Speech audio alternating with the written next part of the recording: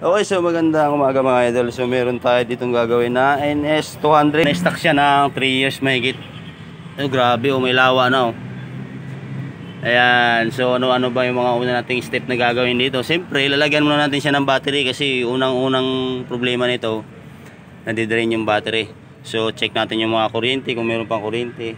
Ayan, tapos linisin natin ang carburetor, valve clearance, tingnan natin muna lahat. So ito kalasin natin muna mga idol para kasi marami-rami pang gagawin natin dito.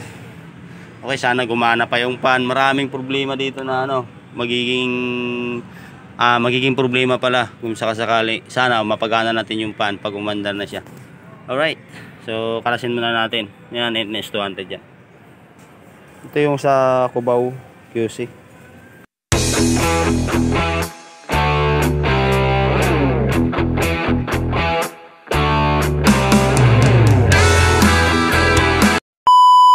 Ayan, so nakalas na natin siya. Ayan, so sobrang dumi.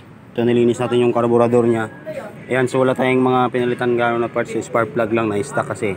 Spark plug, yun lang pinalitan natin. Tapos special subseal, diniretso na natin. Baka kasi biglang maghalo ang coolant. Kasi nung nag-change oil tayo, yung nagtanggal tayo ng langis, merong gatas-gatas yung langis niya. So pinalitan natin ng special subseal.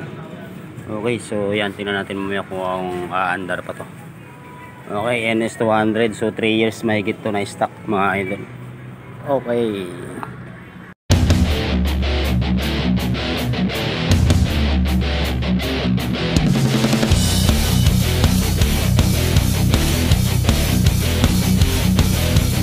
Ayan, so ito na yung NS200 mga idol na 3 years mahigit na stock. So gumana naman siya. Tapos pinilitan natin siya ng bagong coolant, tapos bagong langis. Ngayon, so pandarin natin. Okay na siya, push-start na siya. Yan, oh. Ang lakas ng makina na ito.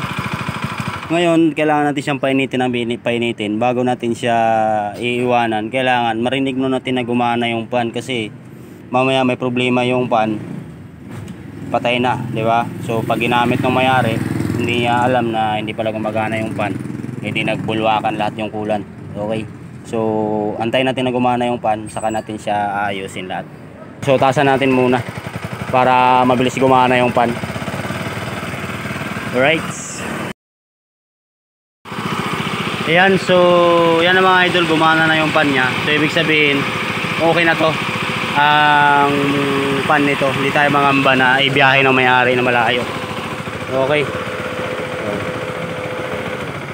Okay, so ganun ang gagawin nyo pag halimbawa nagawa kayo ng mga NS200 galing stock. Kailangan mapagana nyo muna yung pan bago nyo talikuran. Kasi mamaya magamit na mayari sa malayo, hindi pala gumagana yung pan. Delikado, di ba? Puro overheat ang mangyayari.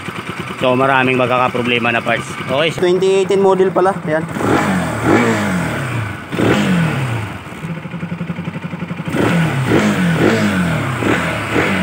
Alright.